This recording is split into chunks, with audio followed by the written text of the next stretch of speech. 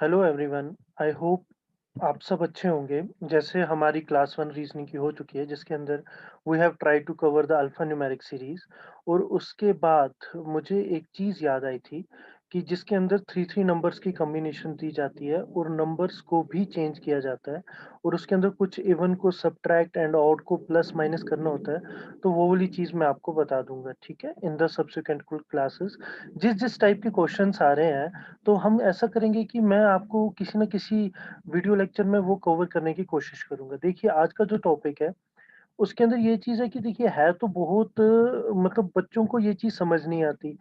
ये जो है इसके अंदर ठीक है कन्वेंशनल चीज़ें समझ आती हैं, लेकिन जब हमें थोड़ा-सा आगे हम बढ़ें, तो थोड़ी-सी क्रिटिकल जो न्यू पैटर्न क्वेश्चन्स आ रहे हैं ओनली फ्यू मतलब मैं साइलॉग्स की बात कर रहा हूँ, तो वो बच्चों को बहुत कन्फ्यूज़ करते हैं। तो हम कोशिश करेंगे इसे आज खत्म करने की, अगर नहीं हुआ तो मैं इस पे एक और लेक्चर लेके आऊँगा जिसके अंदर I will try to do 5 to 10 questions और आपको सब कुछ क्लियर हो जाएगा। आज हल्के से basics and tips and tricks पे बात करते हैं, ठीक है? कि व्हाट एक्ज़ैक्टली इज़ अ साइलॉग्स और ये समझने के बाद I can guarantee you guys कि 5 में से 5 नहीं बोलूँगा लेकिन 5 में से 4 questions you guys will do completely right, ठीक है? तो आज का हम ये जो है स्टार्ट करते हैं। I will be very much on the point and हाँ, रही बात जहाँ तक मेंस की, तो कुछ स्टूडेंट्स हमें कह रहे हैं कि सर मेंस को कैसे करना है, क्या करना है? तो उसके लिए भी हम एक छोटी-सी वीडियो लेके आएँगे most probably within a day और 2 जिसके अंदर हम हर सेक्शन वाइज़ के अंदर कैसे क्वेश्चंस पूछे जा रहे हैं, उनको अटेम्प्ट कैसे करना है और उनके लिए प्रिपरेशन कैसे करनी है, उस पे बताएँगे ताकि जो चीज़ें हैं वो आसान हो जाएँ आप लोगों के लिए, ठीक है? इसके अंदर there is no personal gain of ours, ठीक है? और ना ही हम we are planning anything in future, बस जस्ट ये है कि हम भी अपने फ्रेंड्स की, आप लोगों की मदद करना चाहते हैं और हमें पता है कि क्या होता है कि मतलब there is lot of content available on the YouTube या किसी भी प्लेटफ़ॉर्म पे, लेकिन crisp and to the point hardly कहीं पे मिलता है और इसीलिए we are trying to keep our videos very short. So without wasting the time let's start it, ठीक है? देखिए, मैं बात कर रहा था आपसे साइलॉग के बारे में, most confusing and critical topic, ठीक है? लेकिन अगर ये क्वेश्चन आए, तो जिसका होल्ड है वो 5 में से 5 कर सकता है, ठीक है? And can be done within 2 minutes, not more than that. तो हम क्या करेंगे इसके अंदर, देखिए अब सबसे पहली बात है बेसिक्स की हल्की-सी बात कर लेते हैं, ज़्यादा बेसिक्स पे नहीं जाएँगे। उतना ही बात करेंगे जिसके साथ आपको क्लियर हो जाए, ठीक है? देखिए जो साइलॉग होता है इसके अंदर कांसेप्ट्स जो वर्ड देखते हैं हम सम ए-आर-बी, फ्यू ए-आर-बी, एट लीस्ट ए-आर-बी या 1% या 10% या 99% या मोस्ट ऑफ ए-आर-बी, इन सबों का मतलब क्या है? सिर्फ सम। डोंट कन्फ्यूज़, ठीक है? हर एक का मतलब है सम और जो इसकी जो वेन डायग्राम बनती है दिस इज़ लाइक दिस, ठीक है? तो सम, फ्यू, एट लीस्ट, 10% ना 80%, 99%, अगर 100% होगा उसका मतलब ऑल है। लेकिन उसके बिना जितने भी हैं, उनका मतलब सम है, ठीक है? ये चीज़ दिमाग में रख लेना। दूसरा क्या होता है all A are B means यहाँ पे ए जो है वो यहाँ पे आ जाएगा और बी यहाँ पे आ जाएगा और जो तीसरा मैं यहाँ लिखना भूल गया हूँ, नो ए इज़ बी, तो उसके अंदर कुछ नहीं होगा, दोनों के बीच में कोई रिलेशन नहीं होगी। ये एक गोला होगा, यहाँ पे जस्ट मार्क अक्रॉस और यहाँ पे दूसरा बना लो means there is no relation, ठीक है? अब हम फर्दर बात करते हैं। आई होप इसके अंदर कुछ ज़्यादा समझाने की ज़रूरत नहीं है। जिस चीज़ पे फ़ोकस करना है वो उसी पे ही फ़ोकस करते हैं, ठीक है?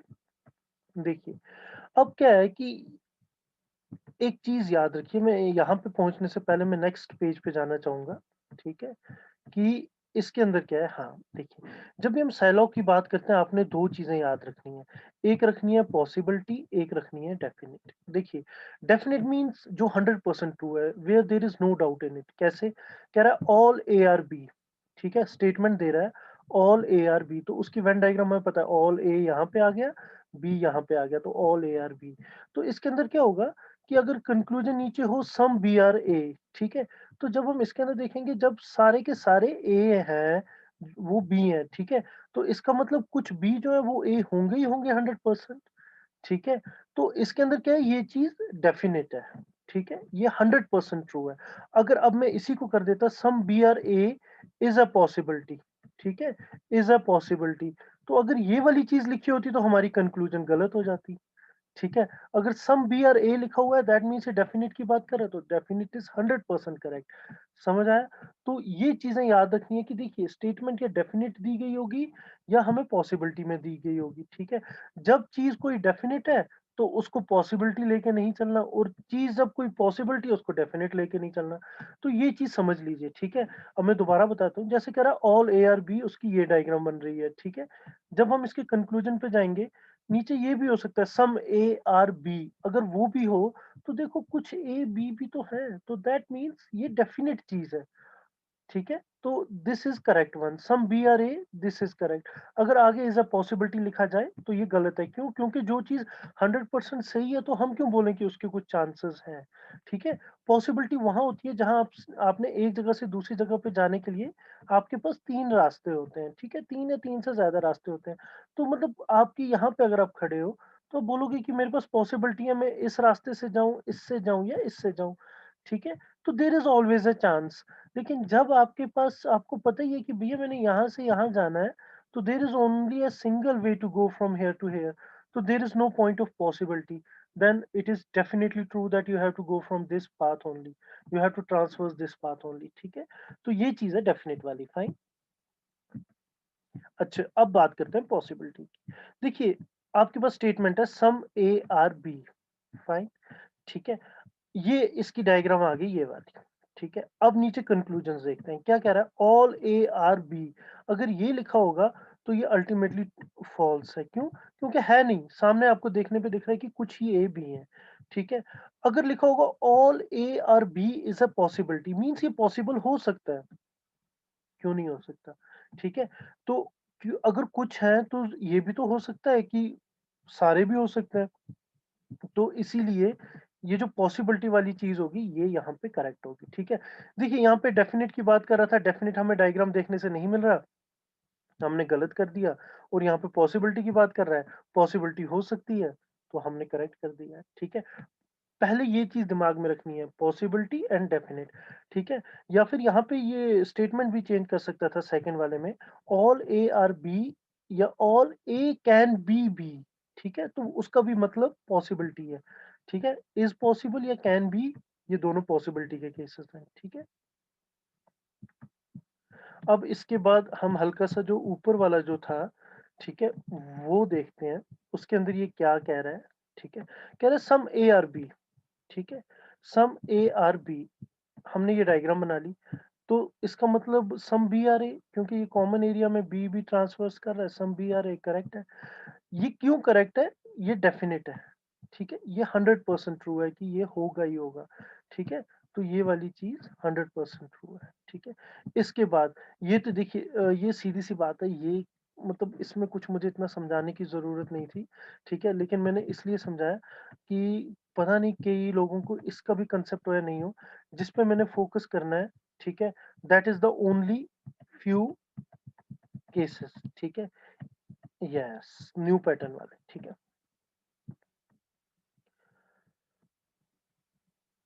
ठीक है? न्यू पैटर्न, इसके अंदर आजकल जो क्वेश्चंस पूछे जाते हैं only A are B, only few A are B, ठीक है? इन पे क्वेश्चंस पूछे जाते हैं। देखो सबसे पहले अगर आपके पास कहीं पे भी ये स्टेटमेंट आएगी, सिंपल ट्रिक है, कुछ कांसेप्ट अगर याद नहीं भी रखोगे ना तो चल जाएगा। ओनली ए आर बी, अगर ये कहीं लिखा होगा ना, ये स्टेटमेंट आपसे ऊपर पूछी गई होगी, इसको कन्वर्ट कर लो ऑल बी आर ए में, ठीक है? अब मैं इस टाइम तो ये है नहीं कि मतलब इतना टाइम है नहीं कि मैं आपको पूरा एक्सप्लेन करूँ कि ये कैसे होता है, ठीक है? वैसे इतना मुश्किल भी नहीं है। Only A are B that means सिर्फ़ जो ए है वही बी होंगे। दैट मीन्स कि जितने भी बी हैं वो सिर्फ़ ए होंगे। तो आप सिंपल सी भाषा में विदाउट कॉम्प्लिकेटिंग इट फर्दर, अगर कहीं पे ओनली ए आर बी लिखा होगा उसको ऑल ए आर बी कर लो, ठीक है? इतनी सी चीज़ है, इसमें और कुछ भी नहीं है, अगर ओनली वाला पूछा होगा। अब आपके पास अगर क्वेश्चन्स आते हैं ओनली फ्यू टाइप में, ठीक है? कि ओनली फ्यू टाइप में देखना। मैंने यहाँ पे कंपैरेटिव एनालिसिस कर रहा हूँ दोनों का, जिसके साथ मैं आपको एक्सप्लेन कर रहा हूँ कि ओनली फ्यू और सम में क्या फ़र्क है। देखिए only few A are B, ये उसकी वेन डायग्राम है, सम ए आर बी ये इसकी वेन डायग्राम है। दोनों में कोई फ़र्क नहीं है देखने में, लेकिन यहाँ पे क्या करेंगे कि हम हल्की-सी, जैसे मैं क्या करता रहता हूँ, जब भी मैं ओनली ए और बी होते हैं ना, तो उनको करने के लिए मैं एक लाइन मारता हूँ जिसके साथ मैं डिस्टिंग्विश कर सकूँ कि ये जो है, ये सम नहीं है, ये ओनली फ्यू वाला केस है, ठीक है? तो इसको मैं ऐसे ही रखता हूँ, इसीलिए मैंने यहाँ पे शेड किया हुआ है। आप कुछ भी कर सकते हैं जिसके साथ आपको आसानी हो, ठीक है? देखिए, इसके अंदर क्या चीज़ है, ये आपको कैसे समझ आएगा? ये दोनों डायग्राम्स हमारे पास हैं, हम कंक्लूजन्स देखते हैं, ठीक है? कह रहा है only few A are B, ये कह रहा है some A are B. Diagram पे देख रहे हैं कुछ ए बी हैं, ठीक है, ये स्टेटमेंट करेक्ट है। यहाँ पे कह रहा है कि सम ए आर बी, हाँ दिख रहा है, ठीक है, हो गया ये जी, ये दोनों हमारे करेक्ट हैं। इसमें कुछ बताने की जरूरत नहीं है। जब कुछ ए बी हैं तो कुछ बी भी तो ए होंगे, तो ये यहाँ पे हमें दिख रहा है, तो ये भी करेक्ट है और ये भी करेक्ट है। अब जो डिफरेंस आ रहा है वो यहाँ पे आ रहा है, ठीक है, ये इस कंक्लूजन में और इस कंक्लूजन में, ठीक है। देखिए क्या है, कह रहा है ऑल ए आर बी, ठीक है। यहाँ पे कह रहा है ऑल ए आर बी, हमें दिख रहा है यार कुछ ही तो ए बी है, ठीक है, सारे तो है नहीं, ठीक है। यहाँ अगर इज अ पॉसिबिलिटी लिखा होता तो हम फिर फर्दर सोचते, लेकिन ऑल ए आर बी बोल रहा है, हमें सामने दिखने पे मिल रहा है नहीं है, तो ये गलत है, ठीक है। और यहाँ पे क्या ऑल ए आर बी नहीं दिख रहा, अगर ऑल ए कैन बी होता तो ठीक होता, वैसे तो ये गलत है, ठीक है। ये हमारे दोनों स्टेटमेंट्स डन।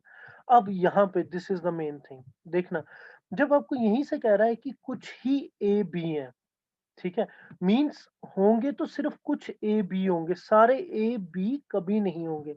अगर यहाँ पॉसिबिलिटी वाले केस में देखो ऑल ए कैन बी, ठीक है, तो दिस मीन्स ये कह रहा है कि देयर इज अ पॉसिबिलिटी कि सारे के सारे ए जो है वो बी हो सकते हैं। अगर ये वाली चीज है तो यहाँ पे ऊपर कह रहा है कि सिर्फ कुछ ही ए बी हैं, तो दोनों स्टेटमेंट्स कंट्राडिक्टी जा रहे हैं एक दूसरे के साथ, ठीक है।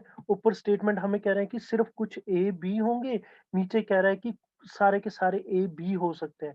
दैट मीन्स ये जो चीज है ये रॉन्ग होगी, ठीक। अब यहाँ पे क्या, यहाँ पे कह रहा है कुछ ए तो बी है, हमें ये पता है, हमें इसके बाद कुछ भी नहीं पता कि सारे हैं, 50% है, 90% है, कितने ए बी हैं। तो इसी केस में क्या होगा कि हमें यहाँ पे कुछ ये बाउंडेशन नहीं लगा रहा, सिर्फ एक जनरल स्टेटमेंट दे रहा है कुछ ए बी हैं। तो अगर कुछ ए बी हैं तो उसके अंदर ये नीचे बोल रहा है कि ऑल ए कैन बी। तो अगर ये ऑल ए कैन बी मतलब ये पॉसिबिलिटी की बात कर रहा है इसके साथ कि ऑल ए कैन बी, तो इसके अंदर हम क्या कर सकते हैं कि हम देख रहे हैं एक चीज, इसके अंदर पॉसिबिलिटी है, क्योंकि अगर इसने यहाँ पे बाउंडेशन लगाई होती only some A are B, तो फिर ये क्या होता है कि दैट मीन्स ये एक, ये लगा रहा है कि सिर्फ कुछ ही है, सारे नहीं है, ठीक है। तो ये वाली जो चीज है, इसी को ही आपने समझना है, ओनली फ्यू और सम में जो डिफरेंस आता है। And this is the most critical और सिंपलेस्ट चीज जो हमें समझ नहीं आती है। जब हमें ये चीज समझ आ जाएगी, हमारा जो ओवरऑल है क्वेश्चन सॉल्व करने का जो हम क्वेश्चन जो सॉल्व करने हैं वो बहुत इजी हो जाएंगे। और जहाँ बैंकिंग एसोसिएट और जो क्लर्किकल की बात है उसके अंदर इससे क्रिटिकल चीजें नहीं आती हैं। Make it sure, only few लिख लेगा, ठीक है, ओनली फ्यू आर नॉट, वो चीजें आपको प्रैक्टिस के साथ क्लियर हो जाएंगी। जहाँ पे क्रिटिकल वाली चीज आती है वो यही आती है कि ओनली फ्यू और सम में हम फर्क नहीं समझ पाते, ठीक है। अब इसके बाद हम क्या करते हैं, ठीक है, कि हम इसके बाद मैंने कुछ क्वेश्चंस जिसका मैं क्रेडिट गूगल को देना चाहूँगा, ठीक है, मैंने वहाँ से कॉपी किए हुए हैं ताकि मैं आपको समझा सकूँ। इसके अंदर मुझे ईदर और वाला केस रह गया है, तो ईदर और वाले केस की मैं पॉसिबिलिटी आपको बता देता हूँ। एक जनरलाइज्ड पॉसिबिलिटी बताऊँगा, 100% करेक्ट नहीं होती है। देखो पॉसिबिलिटी कहाँ पे क्या होती है कि ये 3 कंडीशंस देखना, इसके अंदर एक्चुअल में 2 चीज़ें होती है, एक होती है रिलेटेबल और नॉन रिलेटेबल। इस टाइम पे without diving into that thing मैं आपको ये सीधी-सी मतलब एक सिंपल शॉर्टकट ट्रिक बताऊँगा, ठीक है? हम क्या करते हैं कि दोनों वेरिएबल सेम होने चाहिए कंक्लूजन में, ठीक है? कंक्लूजन में दोनों वेरिएबल सेम होने चाहिए। जैसे क्या है, ये हमारे पास कंक्लूजन है राइट, सपोज़ कीजिए ये 2 कंक्लूजन्स हैं, ये 2 हैं, ठीक है? सम एंड ऑल वाली, ठीक है? मैं आपको एक एग्जांपल दे रहा हूँ। इसमें ये एक वेरिएबल है, ये दूसरा वेरिएबल है, ठीक है? दोनों में जो वेरिएबल है वो सेम है। दैट मीन्स कंक्लूजन के अंदर जो है दोनों वेरिएबल जो है वो सेम होने चाहिए, ठीक है? वेरिएबल जो है वो सेम होने चाहिए। ये ईदर और केस बता रहा हूँ, ठीक है? ई ओब्लिक और, ठीक है? दोनों सेम होने चाहिए, ठीक है? देखो सिंपल ये बता रहा हूँ, 99% ऑफ द केसेस में ये करेक्ट होगा। कुछ एक केसेस में ये गलत होगा, क्यों? क्योंकि उसके अंदर I can't give you that much in depth concept कि वो क्यों गलत होता है, ठीक है? तो सिर्फ यही है कि 99% यहाँ पे हमें चांस लेना है, लेकिन जब आप 50-60 क्वेश्चंस प्रैक्टिस करेंगे, ठीक है? टेलीग्राम जो हमारा जो ग्रुप है उसका लिंक आपको है, तो उसके अंदर अगर आप अपना क्वेश्चन पोस्ट करना चाहें, हम उसको ओपन ग्रुप रख रहे हैं, ठीक है? कि जहाँ पे आप भी कमेंट कर सकते हैं। तो अगर वहाँ पे आपका कोई डाउट है तो come and discuss with us, we will answer it out, ठीक है? तो कंक्लूजन में दोनों वेरिएबल सेम, ठीक है? दोनों के दोनों जो कंक्लूजन्स हैं वो इंडिविजुअली इनकरेक्ट होने चाहिए, ठीक है? पहला भी इनकरेक्ट होना चाहिए, दूसरा भी इनकरेक्ट होना चाहिए, ठीक है? कि जैसे ये some A are B all A are B, अगर ये भी गलत है, ठीक है, ये भी गलत है, हो गए 2 केसेस। एंड तीसरा केस क्या है कि उसके अंदर इसके अंदर सॉरी इसके अंदर 2 ही केसेस होते हैं, वो इनइक्वालिटी के अंदर 3 होते हैं, ठीक है? तो ये वाली दोनों चीज़ें होनी चाहिए, ठीक है? जब आपके पास ये वाली दोनों चीज़ें मिल गई, तो देयर इज़ 99% चांसेस कि this will be a either और केस, ठीक है? तो ये वाली चीज़ आपने दिमाग में रखनी है, जब आपको ईदर और केस आएगा, ठीक है? इसके बाद अब जो लास्ट वाला है, कुछ क्वेश्चन्स मैंने यहाँ पे कॉपी किए हुए हैं ताकि आपको समझा सकूँ, ठीक है? थोड़े से ये हैं मतलब थोड़े से गूगल से ही मैंने निकाले हुए हैं क्योंकि I don't have that much of time कि मैं सब कुछ बनाऊँ, ठीक है? डायग्राम देखते हैं, नो ब्लैक इज़ येलो, पहली ये इसने बना दिया यहाँ पे, ये ब्लैक है, ये येलो, ठीक है? इनको दूर कर दिया, नो ब्लैक इज़ येलो, ठीक है? ये हो गया आपका फर्स्ट वाला। ऑल ब्लू आर रेड, ठीक है? इसका हमें पता नहीं था, तो इसलिए क्या करना चाहिए, इसको साइड पे बना बना देना चाहिए। ऑल ब्लू, ठीक है? ऑल ब्लू इज़ रेड, ये ऐसे साइड पे बना देना चाहिए, ठीक है? सम ब्लू इज़ येलो, ठीक है? मैं ये डायग्राम यहाँ पे साथ में बना देता हूँ, सम ब्लू इज़ येलो, ठीक है? और यहाँ पे क्या कह रहा है, नो ब्लैक इज़ येलो, ठीक है? तो देयरफॉर यहाँ पे हमने ब्लैक बना दिया, ठीक है? नो ब्लैक इज़ येलो, ये चीज़। अब ठीक है, ये सम ब्लैक और ग्रीन दैट मीन्स कुछ ब्लैक ग्रीन है, ये मैंने डायग्राम बना ली, ठीक है? सम ब्लैक और ग्रीन। तो ओवरऑल ये हमारे पास डायग्राम बनी, जो उसने बनाई है very much similar to that, ठीक है? अब नीचे कंक्लूजन क्या कह रहा है, सम रेड आर ब्लू, ठीक है? ब्लू कहाँ पे है, सॉरी, BLU, ठीक है?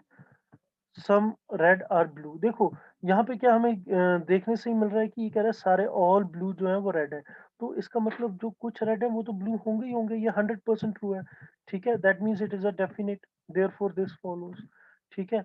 Some green are not red, देखना ये क्या कह रहा है कि कुछ ग्रीन जो है ये रेड नहीं है, ठीक है? अब यहाँ पे हम देख रहे हो ये ग्रीन है हमारे पास, ये रेड है हमारे पास। जब हम इस डायग्राम से देखेंगे, तो हम ऐसी चीज़ देख सकते हैं कि देखो अगर हाँ, मैं यहाँ पे बताना चाहूँगा, some green are not yellow अगर होता, तो ये डेफिनिटली 100% करेक्ट होता। क्यों? क्योंकि ये वाला पोर्शन होता है ना, जो ये कॉमन ये वाला है, 1 मिनट, जो ये है ये कभी भी येलो नहीं हो सकता है। ठीक है?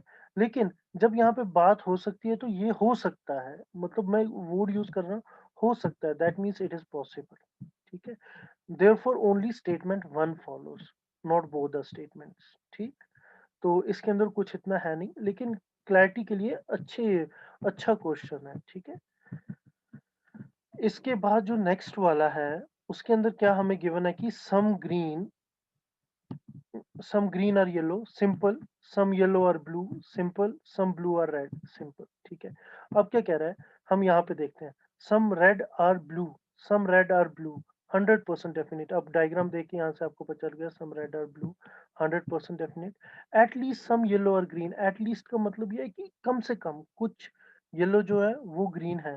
हाँ जी है, मैंने क्या बोला आपको, सीधी सी बात, some yellow are green, है ना, दिख रहे हैं? Okay fine, 100% true. All yellow being red is a possibility, देखो अब क्या है, all yellow being red is a possibility. अब इसकी अगर हम दूसरी डायग्राम बनाएं, एक्चुअल में इसमें दूसरी डायग्राम भी बनाई जाती है, लेकिन जब प्रैक्टिस हो जाती है फिर बनाने की जरूरत नहीं पड़ती। All yellow being red is a possibility, अगर अब येलो यहाँ होने की जगह येलो यहाँ पे हो जाए पूरा, येलो यहाँ पे भी तो हो सकता है, ग्रीन इसके साथ भी तो हो सकता है। हमें तो ये नहीं बोला गया ना कि रेड और ग्रीन अलग अलग है, ठीक है? हो भी सकते हैं, मीन्स हो सकते हैं, डेफिनिट नहीं है। दैट मीन्स ये पॉसिबिलिटी वहीं से कह रहा है कि दिस इज़ अ पॉसिबल। अगर ये पॉसिबिलिटी कह रहा है तो हाँ भाई ये पॉसिबल है, देयरफॉर दिस इज़ ट्रू, ठीक है? आई होप अभी तक जितनी भी बातें हमने की हैं, देखिए मुझे पता है कि मैं चीज़ें थोड़ी तेज़ समझा रहा हूँ, लेकिन आई होप कि इसके साथ आपके काफ़ी कॉन्सेप्ट्स क्लियर हो चुके होंगे, ठीक है? अगर आपके कमेंट्स में नीचे मतलब बोला जाता है कि मैं इसके लिए कुछ और सिर्फ़ स्पेसिफिकली ओनली फ्यू वाले टाइप या ईदर और वाले टाइप क्वेश्चन्स करवाऊँ, तो मैं ज़रूर करवाऊँगा वो एक 10 मिनट की वीडियो उस पे मैं लेके आऊँगा, ठीक है? अदरवाइज़ अगर आपके कॉन्सेप्ट्स क्लियर हैं, तो मुझे नहीं लग रहा कि इस पे कुछ लाने की ज़रूरत है, फाइन। और जो हमारा जो जो ग्रुप बनाया हुआ है, ठीक है? It is a open platform for you guys Telegram के लिए, तो कुछ नहीं करना है वहाँ पे, हमने क्लोज़ नहीं रखा हुआ है, आप आइए, वहाँ डिस्कस करते हैं, क्वेश्चन्स भेजिए, अपने डाउट्स भेजिए, जो भी आपके डाउट्स हैं, we will clear it out, ठीक है? And all the best congrats to those जिनके लिए मेंस के लिए कॉल आ गई है, ठीक है? प्रिपेयर वेल, ठीक है? And all the very best guys, thank you.